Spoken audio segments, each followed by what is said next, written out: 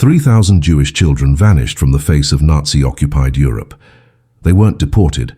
They weren't found in concentration camps. They simply evaporated, and the most unlikely place on earth became the perfect hiding spot, a small Protestant village in the heart of occupied France, where pastors and farmers transformed their homes, barns and schools into underground sanctuaries.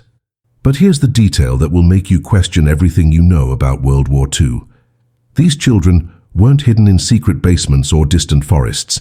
They walked the streets, they attended classes, they played in public squares, and the Nazis, with all their surveillance machinery and terror, never found them. How is it possible to hide 3,000 lives in plain sight? The answer lies in Chambon-sur-Lignon, and the story you're about to discover was deliberately erased from history books for decades. It was the year 1940. France had fallen.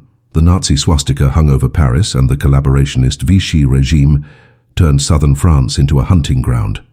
Jews were registered, marked, torn from their homes, and shipped eastward in cattle cars. Children were separated from their parents at the gates of Drancy, the transit camp on the outskirts of Paris, where entire families awaited their death sentences. The terror was methodical. The Nazi machine was efficient. And in the middle of this hell there was Le Chambon, an isolated village of 5,000 inhabitants, perched on the WWII plateau at 3,000 feet above sea level. It was cold, it was poor, and it was Protestant. That last detail matters more than you think. Le Chambon was inhabited by Huguenots, descendants of French Protestants who had been persecuted, tortured, and massacred by the Catholic monarchy for centuries. They knew the taste of persecution. Their own family histories were marked by midnight escapes, hideouts in caves, and the memory of ancestors burned alive for their faith. When the Nazis rose to power and began hunting Jews, the people of Le Chambon didn't see strangers. They saw themselves 300 years ago, and they made a decision. They wouldn't stand by and watch, not this time. It all started with one man, André Trocmé, the pastor of the local Reformed church. Tall, with round glasses and a firm voice, Trocmé wasn't a conventional war hero. He was a committed pacifist, influenced by Gandhi's teachings and the theology of nonviolence. But in June of 1942, when the Vichy government began demanding that pastors read anti-Semitic decrees from the pulpit, Trocmé did something extraordinary. He refused. And from the pulpit of his modest stone church, he declared that his congregation had a duty to hide, protect, and save anyone persecuted by the regime. It wasn't a suggestion, it was a moral command, and his village, remarkably, obeyed. But here's what makes this story different from any other resistance story you've ever heard. It wasn't a secret operation led by an elite few. It was a mass conspiracy. Farmers, teachers, housewives, children, everyone knew, everyone participated, and everyone kept the secret. When the first Jewish child arrived in the village, knocking on a farmhouse door in the middle of the night, the farmer's wife didn't hesitate. She took her in. Days later, 2 more arrived, then 5, then 10, and then, like a silent, unstoppable river, they kept coming. Children whose parents had been arrested, children who had escaped from trains, children whose identities were erased and rewritten on false baptism certificates. And Le Chambon became something impossible, a sanctuary in plain sight. The question you must be asking yourself now is, how did they pull it off? How did an entire village conspire against the Third Reich without being destroyed? The answer will surprise you because it involves something the Nazis never understood. The silent strength of ordinary people who decided that some lines cannot be crossed. And by the end of this video, you'll know exactly how they did it, and why this story was almost erased forever. The system worked like this. Word spread through underground networks. A Jewish family in Lyon, desperate and hunted, would hear a whisper from a sympathetic shopkeeper or a resistant contact.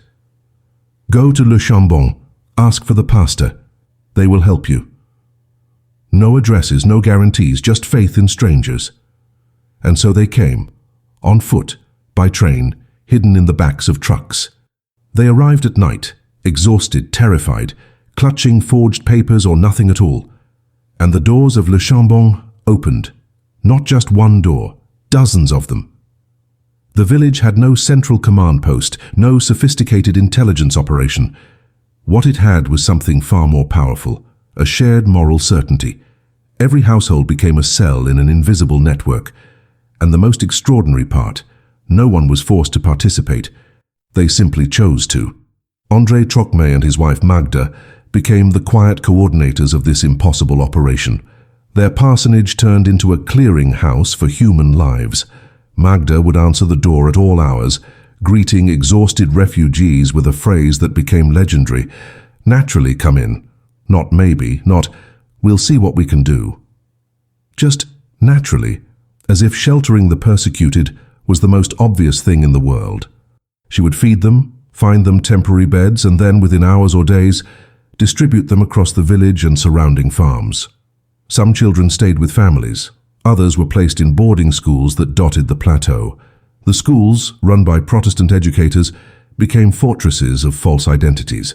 Jewish children were given new names, taught Christian prayers, and blended into classrooms alongside local kids.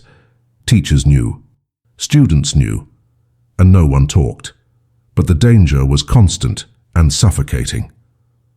Le Chambon sat in Vichy, France, which meant it was under the control of the collaborationist government that eagerly enforced Nazi racial laws. The Gestapo operated freely. Informants were everywhere. The village police chief, a man named Robert Bach, could have destroyed the entire operation with a single phone call, but he didn't. He became part of the conspiracy. When orders came down from regional authorities to round up Jews, Bach would forget to execute them. When SS officers arrived to inspect the village, he would somehow fail to find anyone suspicious. And when warnings came that raids were imminent, he would quietly pass the word to Trocmé, who would activate the alarm system the village had developed, a coded message whispered from door to door, farm to farm. Within minutes, children would scatter into the surrounding forests, hiding in prearranged spots until the danger passed. The first major test came in August of 1942. Vichy authorities, under pressure from Berlin, launched a massive roundup of foreign Jews across the unoccupied zone. Thousands were arrested, families were shattered. And then the orders reached Le Chambon. Regional prefects demanded that Trocmé provide a list of all Jews sheltered in the village. It was a death warrant disguised as paperwork. Trocmé's response was simple and devastating. "We do not know what a Jew is. We only know men." He refused to provide any names. It was an act of open defiance that should have resulted in his immediate arrest and execution. But something unexpected happened. The authorities hesitated. Why? Because Le Chambon wasn't acting alone anymore.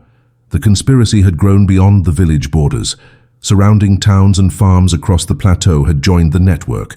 Protestant communities in nearby Le Mazet, Chambon-sur-Lignon, and Tens opened their doors. Catholic families, inspired by the Protestants' courage, began sheltering refugees as well. What started as one pastor's moral stand had metastasized into a regional uprising of decency. And the Vichy government, terrified of igniting a broader revolt in a region already suspicious of central authority, backed down. For now. But the Nazis weren't blind and they weren't patient. By the winter of 1942, whispers about Le Chambon had reached the highest levels of the SS command structure in France. Something was wrong in that mountain village. Too many refugees were disappearing into the plateau. Too many Jewish children were slipping through their fingers. And so, in February of 1943, the Gestapo made its move. A team of officers arrived unannounced, led by a captain named Julius Schmaling. They came with trucks, dogs, and a mandate. Find the Jews, arrest the conspirators, and make an example of this village that dared to defy the Reich. The entire operation should have taken hours. It took weeks, and it ended in failure. Schmaling wasn't a fool. He understood that Le Chambon was hiding something, but he couldn't prove it. The children he encountered on the streets all had papers. The families hosting them all had explanations. "This is my niece from Lyon. These are cousins from Marseille." The stories were rehearsed, simple and impossible to disprove without extensive background checks that would take months. And here's where the villagers' strategy revealed its genius. They never denied anything outright. They simply buried the truth under layers of mundane normalcy. When Gestapo officers searched homes, they found children doing homework. When they inspected schools, they found students reciting Protestant hymns. Everything looked ordinary, everything felt wrong. But Schmaling had no evidence. And without evidence, even the Gestapo couldn't act freely in Vichy territory without risking a diplomatic incident with the collaborationist government. The closest the Nazis came to cracking the network happened on a freezing morning in late February. Schmaling's men raided a boarding school called Maison des Roches, a three-story building perched on the edge of the village. They burst through the doors, demanding to see identity papers for every student. The headmaster, a wiry man named André Trocmé, André's cousin, calmly complied. He produced documents for every child. The officers examined them closely, looking for inconsistencies, forged stamps, anything that would give them grounds for arrest, and they found nothing. But as they prepared to leave, one officer noticed something odd. A boy in the corner, no more than 12 years old, was clutching a book to his chest with white knuckles. The officer barked an order. "Show me the book." The boy hesitated. The room went silent. André Trocmé stepped forward.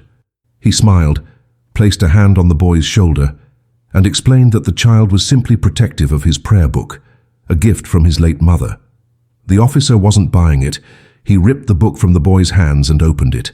And there, tucked between the pages, was a photograph, a family photograph, and the boy in the picture was standing beneath a menorah, clearly celebrating Hanukkah. The officer's eyes lit up with triumph. He had his proof. He grabbed the boy by the arm and began dragging him toward the door. The other children watched in frozen horror, and then André Trocmé did something that should have gotten him executed on the spot. He physically blocked the doorway. He told the officer that if the boy was to be arrested, he would have to arrest Daniel as well, because this child, he declared, was under his protection, and Daniel would not abandon him. The standoff lasted less than a minute, but it felt like an eternity. The officer could have shot Daniel where he stood. He had every legal right under Nazi occupation law, but something stopped him. Maybe it was the cold certainty in Daniel's eyes. Maybe it was the realization that executing a school headmaster in front of dozens of witnesses would turn the entire plateau into an active resistance zone. Or maybe, just maybe, even a Gestapo officer retained a sliver of humanity that recoiled at murdering a man for protecting a child. Whatever the reason, the officer released the boy, shoved Daniel aside, and stormed out. But André Trocmé's name was added to a list. And 6 months later, the Gestapo would come for him. The children, meanwhile, learned to live double lives. By day, they were Marie, Pierre, Jean, good Protestant children with baptism certificates and rehearsed family histories. By night, in whispered conversations in attics and barns, they were Rachel, David, Sarah, holding on to fragments of their true identities like precious stones. They learned which prayers to recite in public and which ones to whisper in private. They memorized the names of fictional relatives and the details of towns they'd never visited. And they learned the most important lesson of all: silence. A single slip, a single moment of confusion could unravel everything. The weight of that responsibility on children as young as 5 years old is almost unimaginable. Yet they carried it, because they understood, even at that age, that their survival depended on a perfect performance. The village children became their co-conspirators. Protestant kids who had grown up hearing stories of their own ancestors' persecution understood instinctively what was at stake. They covered for the Jewish children when their accents slipped. They helped them memorize Christian rituals. They lied to their own relatives when necessary. And they formed genuine friendships that transcended the terror of the moment.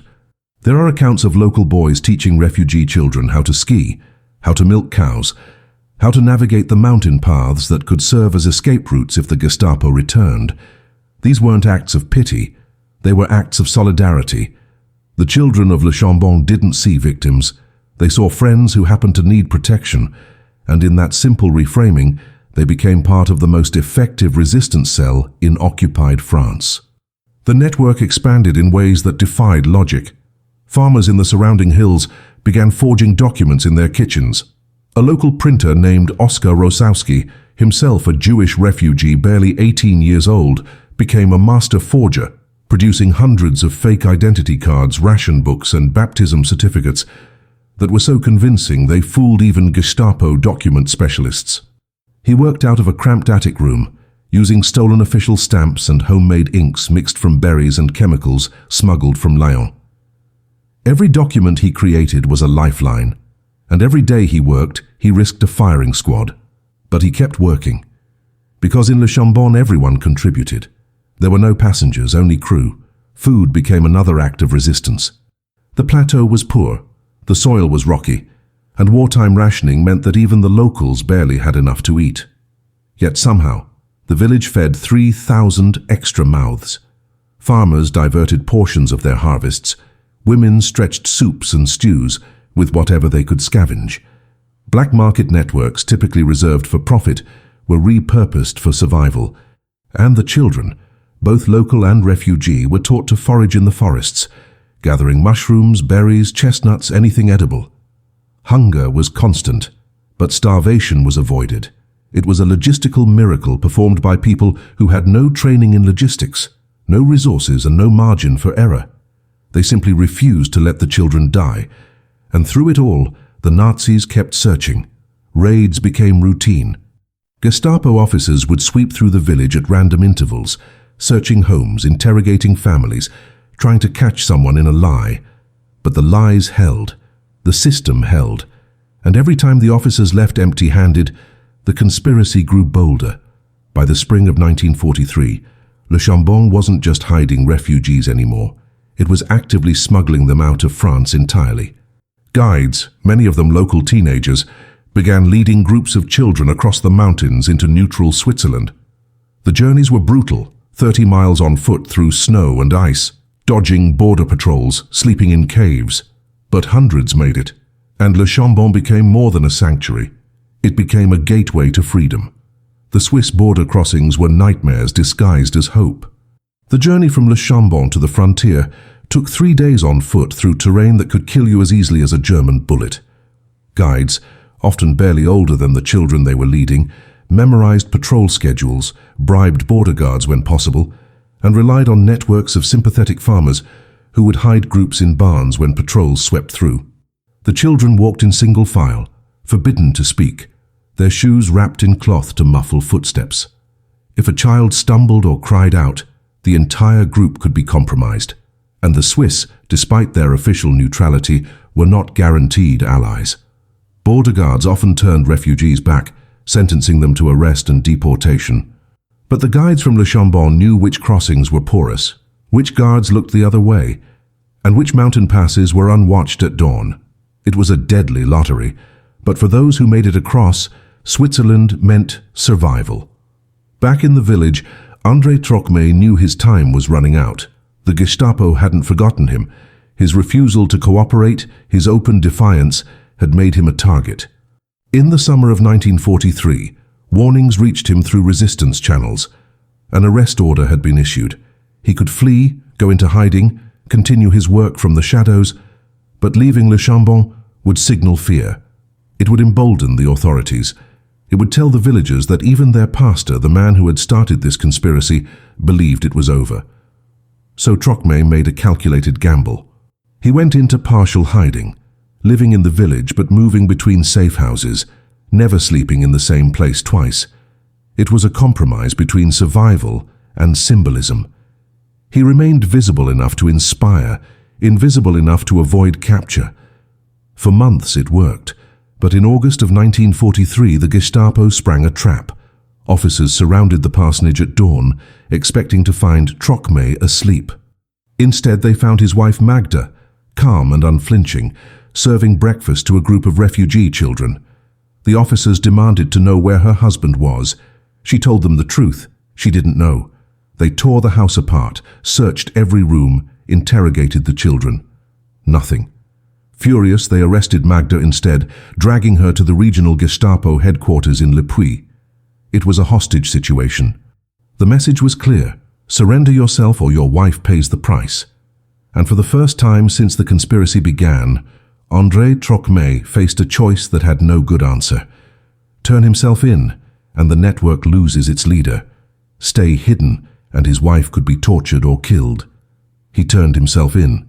Within hours, Trocmé walked into Gestapo headquarters and surrendered. He was immediately arrested, along with his associate pastor Edouard Theiss and the headmaster Roger d'Arsissac. The three men were thrown into a detention camp in Saint-Paul-des-Joux, a holding facility for political prisoners awaiting deportation to Germany. For the villagers of Le Chambon, it felt like the end. Their pastor, their moral compass, was gone.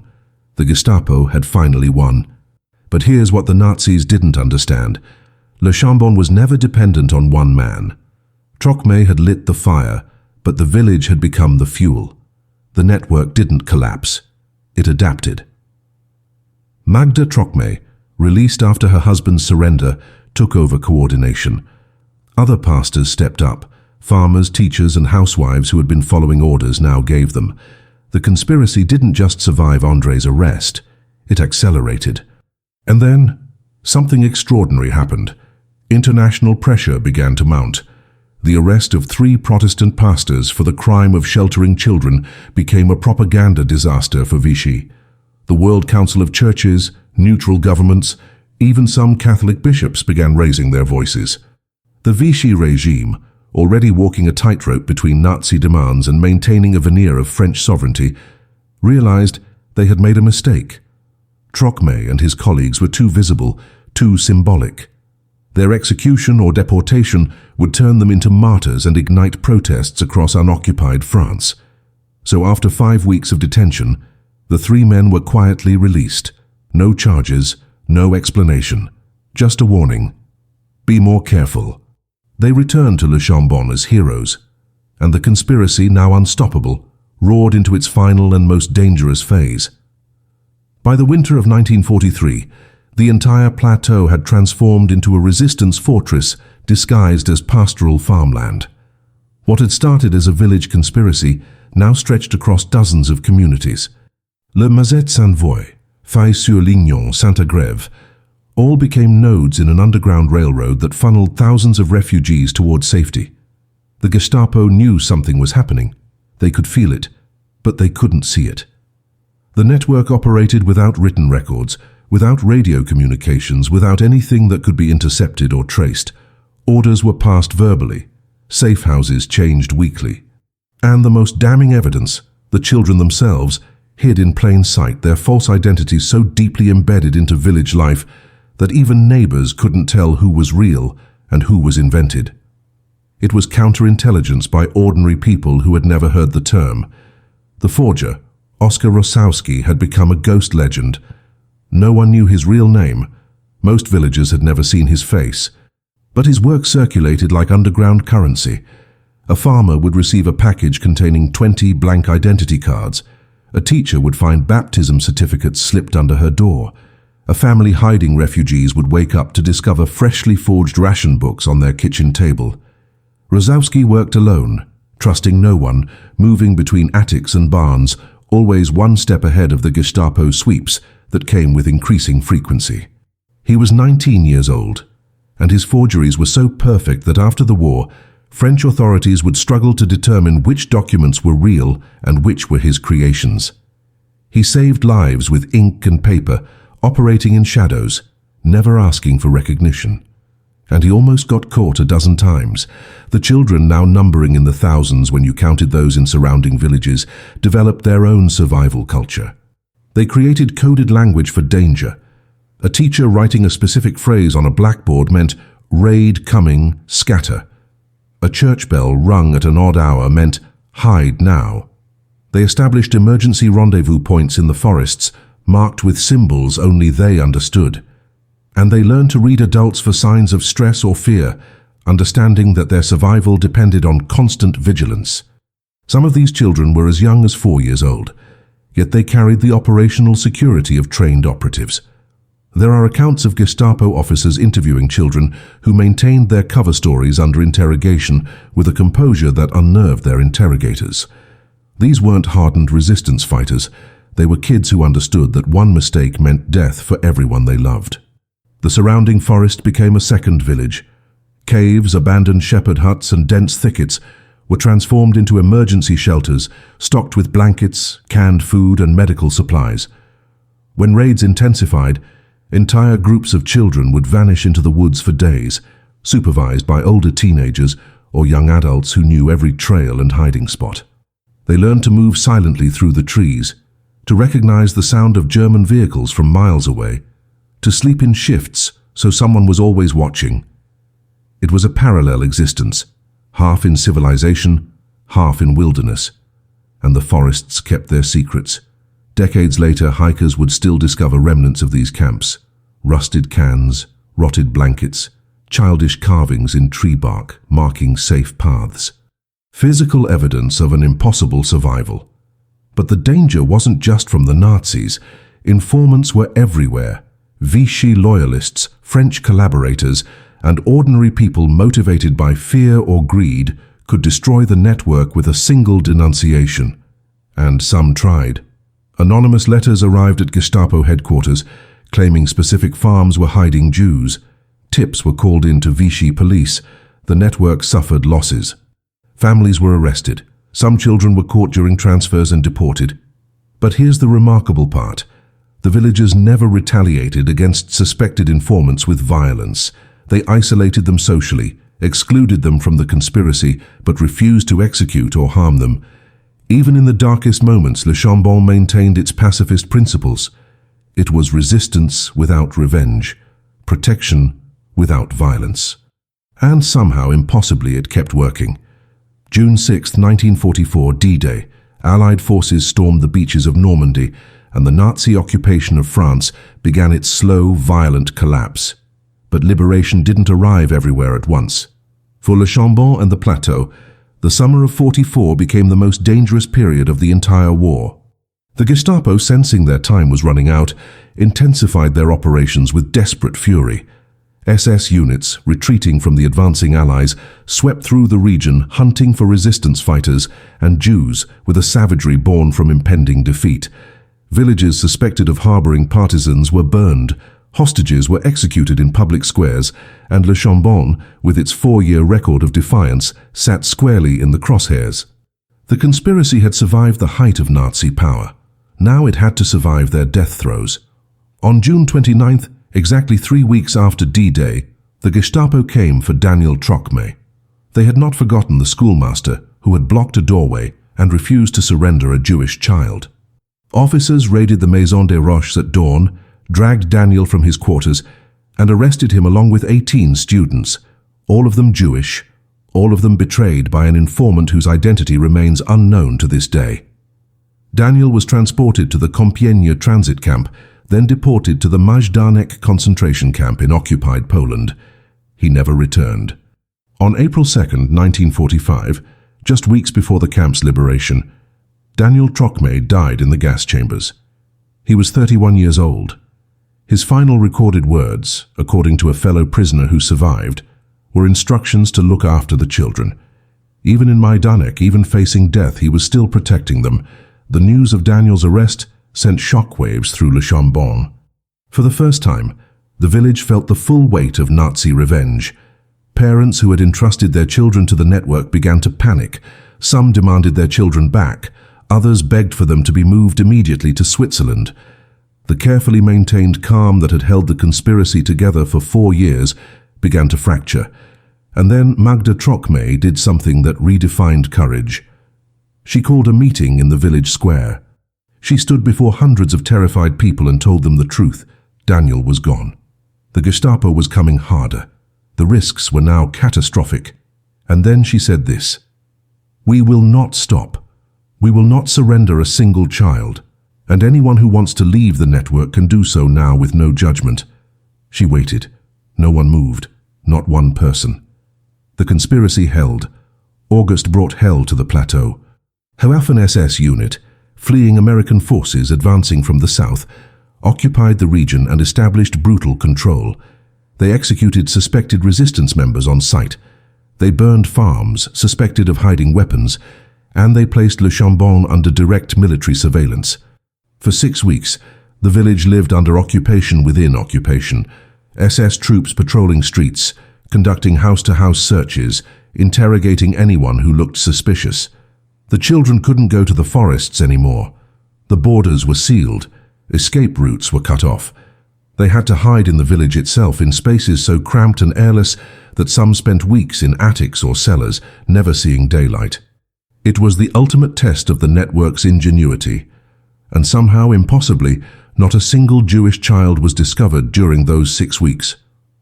The breakthrough came from an unexpected source, a German officer named Sergeant Julius Schmaling, the same man who had led the failed raid in '43. Schmaling, now disillusioned and facing certain defeat, made a choice that still defies explanation. He began quietly warning the village when raids were planned. He falsified reports to his superiors, claiming searches had found nothing. And in late August, days before the SS unit retreated, he walked into the parsonage and told André Trocmé directly, "Get them out now, I can't protect you anymore." Why did he do it? Was it guilt? Pragmatism? A last grasp at humanity before the end? No one knows. Schmaling disappeared after the war, never to be found. But his warning gave the network 48 hours, and in those 2 days, the village executed the largest evacuation of its entire operation, moving over 200 children to Switzerland in a single convoy.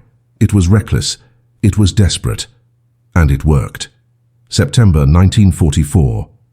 The SS units retreated eastward, blowing up bridges and railroads as they fled. American forces arrived on the plateau, and Le Chambon was finally officially liberated. The villagers poured into the streets, celebrating with a relief so profound it bordered on disbelief. They had done it. They had survived. But the celebration was muted, weighted by exhaustion and loss. Daniel Trocmé was gone. Dozens of villagers had been arrested, interrogated, beaten. Families had been torn apart. And the children, the 3,000 lives they had protected, were still there, still hidden, still afraid. Because liberation didn't mean safety. Not yet. Many of the children had no homes to return to. Their parents had been deported, murdered in camps whose names they were only beginning to learn. Auschwitz, Treblinka, Sobibor. The scale of the Holocaust was just emerging, and with it came a horrifying realization. The children of Le Chambon were orphans, and the village that had hidden them now had to figure out what came next.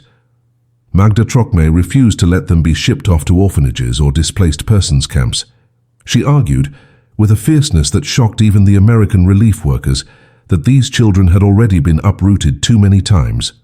They had been torn from their parents, stripped of their identities, forced to live as ghosts. They didn't need another institution. They needed stability. So she made an audacious proposal. Let the children stay in Le Chambon. Let the families who had hidden them continue to care for them until relatives could be found or proper homes arranged. The American authorities were skeptical. How could a poor mountain village, already stretched beyond capacity, continue to feed and house hundreds of refugee children in the chaotic aftermath of war? But Magda didn't ask for permission. She simply continued doing what she had been doing for 4 years, and the village followed her lead. For months, Le Chambon became a strange, liminal place, part refugee camp, part village, part orphanage. Red Cross workers arrived, documenting the children, searching for surviving relatives, trying to piece together shattered families. Some children were reunited with parents who had miraculously survived the camps. Those moments were devastating and joyous in equal measure. Skeletal mothers embracing children they hadn't seen in 3 years, fathers weeping at the sight of sons and daughters they thought were dead. But for every reunion, there were 10 children who waited by the parsonage door, hoping for news that never came. And slowly, painfully, they began to understand that their parents were never coming back. The villagers, who had risked everything to save these lives, now had to help them grieve. Some children stayed in Le Chambon permanently. Families who had hidden them for years formally adopted them, raising them as their own. Protestant farmers became fathers to Jewish children, teaching them to tend sheep and plow fields. Teachers who had falsified records became surrogate mothers, helping traumatized kids rebuild their identities. And in one of the most remarkable acts of cultural preservation, the village made space for the children to reclaim their Jewishness. Synagogue services were held in the Protestant church. Jewish holidays were celebrated openly for the first time in 5 years. The villagers, who had hidden these children by making them invisible, now worked to make them whole again. It was a collective act of healing that lasted years and required a depth of compassion that defied measurement. And then came the question no one wanted to ask. What about justice? Who would be held accountable for the informants, the collaborators, the Vichy officials who had hunted these children? France was tearing itself apart in post-war purges, executing collaborators, shaving the heads of women who had slept with German soldiers, settling scores with mob violence, but Le Chambon refused to participate.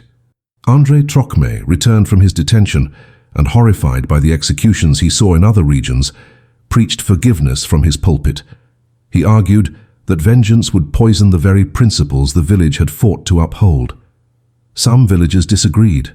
Some wanted names, trials, punishment, but the majority held firm.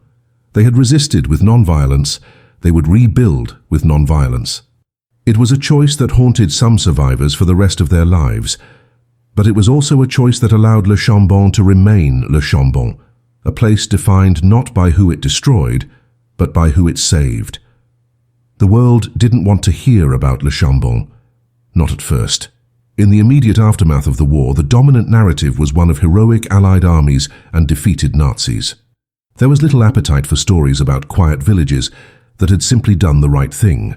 France, eager to rebuild its national pride after the humiliation of occupation, focused on glorifying the armed resistance, the Maquis fighters who had sabotaged railroads and assassinated German officers. Pacifist pastors who hid children didn't fit the narrative. They didn't storm beaches or blow up bridges. They just opened doors and lied to police. And so Le Chambon was ignored. No medals, no parades, no official recognition. The villagers returned to farming and teaching, and the children they had saved scattered across the world, carrying stories that no one wanted to publish. André Trocmé spent the rest of his life wrestling with what had happened. He never claimed to be a hero. In fact, he bristled at the word. In interviews decades later, he would insist that what Le Chambon did wasn't extraordinary. It was simply human decency in the face of inhuman evil. He refused to accept awards, turned down honorary titles, and became increasingly reclusive. The weight of Daniel's death haunted him, the knowledge that while he survived, his cousin had died protecting the same children, created a guilt that never fully healed. Magda, too, struggled. She had nightmares for years, dreams of Gestapo officers dragging children from her home, dreams of trains departing for camps she couldn't stop. The trauma of living 4 years on the edge of catastrophe doesn't simply vanish with liberation. And for the Trocmés, like so many in the village, the silence that followed the war was almost as painful as the terror that had preceded it. It took nearly 40 years for the world to discover what Le Chambon had done. In 1980, an American documentary filmmaker named Pierre Sauvage traveled to the village. Sauvage himself was one of the children saved by the network, born in Le Chambon in 1944 to Jewish parents who had found refuge there.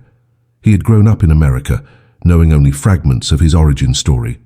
But as an adult, he became obsessed with a question: how had an entire village conspired to save lives when the rest of Europe looked away?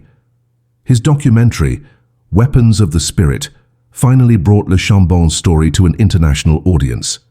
And what Sauvage discovered shocked him. The villagers still didn't think they had done anything special. When he interviewed elderly farmers and teachers, they repeatedly said variations of the same thing. We just did what anyone would do. Except, of course, almost no one else did. The recognition, when it finally came, arrived in waves. In 1990, Yad Vashem, Israel's Holocaust memorial, declared the entire village of Le Chambon righteous among the nations, the only time the honor has been bestowed on an entire community rather than individuals.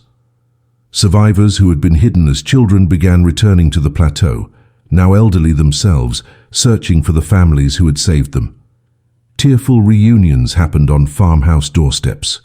Former refugee children, now professors, doctors, artists, embraced the now elderly farmers who had fed them scraps during the war, and the stories began to emerge in full, not sanitized, not heroic, but real.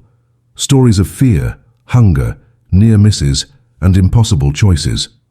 Stories of ordinary people who simply refused to accept that genocide was inevitable.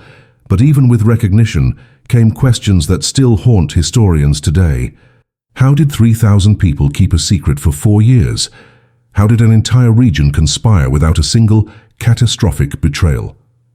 The answer, frustratingly, is that no one knows for certain.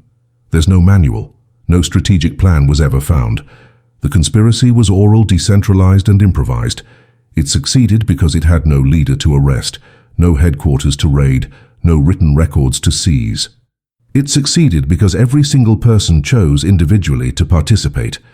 And that choice, repeated thousands of times by thousands of people, created something the Nazis could never infiltrate. A culture of resistance so deeply embedded that it became indistinguishable from daily life.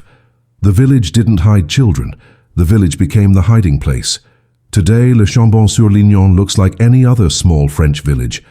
Stone houses cluster around a modest church. Farms dot the surrounding hills. Tourists pass through in summer, hiking the mountain trails, unaware they're walking paths that once served as escape routes for hunted children. But if you know where to look, the memory remains. A small museum documents the conspiracy. Plaques mark the homes of key figures. And every year on a cold morning in February, survivors and their descendants gather in the village square to remember. Some are in their 80s now, the last living witnesses to what happened here. They return to thank a place that saved their lives and to ensure that the story doesn't die with them.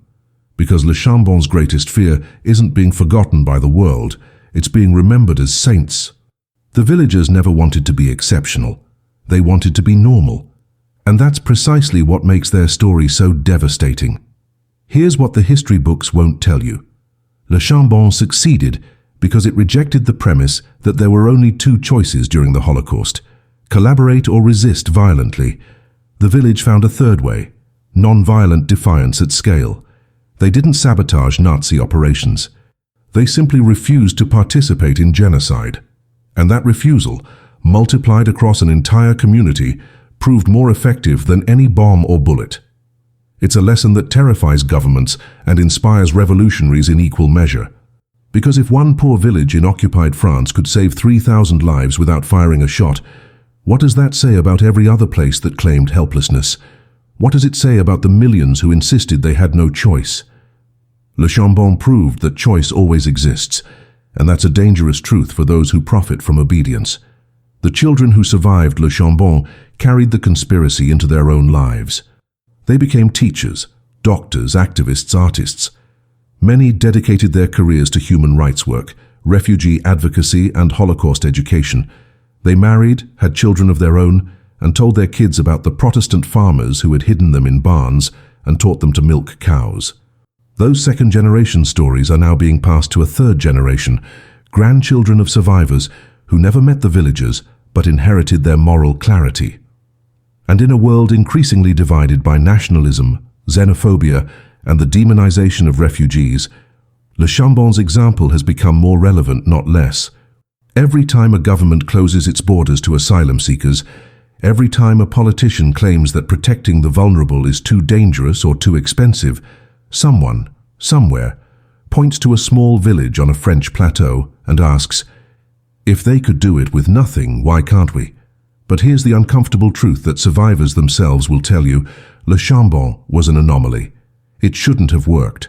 The odds of success were microscopic. One informant with a grudge, one Gestapo officer willing to massacre an entire village as an example, one logistical collapse, and the whole network would have crumbled. Thousands would have died, and the world would have never known their names. The villagers succeeded not because they had a perfect plan, but because they refused to abandon their principles even when failure seemed certain. That's not a strategy. It's a gamble. And most of the time throughout history, that gamble fails catastrophically. We remember Le Chambon because it's the exception, and we must remember the countless other places, the villages that tried to resist and were burned, the families that hid refugees and were executed, the networks that were betrayed and destroyed. Their courage was no less real. Their failure doesn't diminish their decency. But it does remind us that goodness doesn't guarantee survival. Sometimes evil wins, and yet Le Chambon endures. not as a fairy tale with a perfect ending, but as proof that even in humanity's darkest hour, some people refuse to let the darkness win. 3,000 children lived because 5,000 villagers decided that some lines cannot be crossed. No government ordered them to act. No army protected them. They simply saw children in danger and opened their doors. That's the story. That's the secret they hid in plain sight. And now you know why it was almost erased. Because it's a story that asks too much of us. It asks us to imagine what we would do if the knock came to our door. It asks whether we would risk everything for a stranger's child. And it refuses to let us believe that cowardice is ever the only option. Le Chambon didn't just save 3,000 lives. It saved the idea that ordinary people, armed with nothing but conscience, can stand against empires. And that idea, more than any monument or museum, is the true weapon of the spirit that still echoes across the plateau.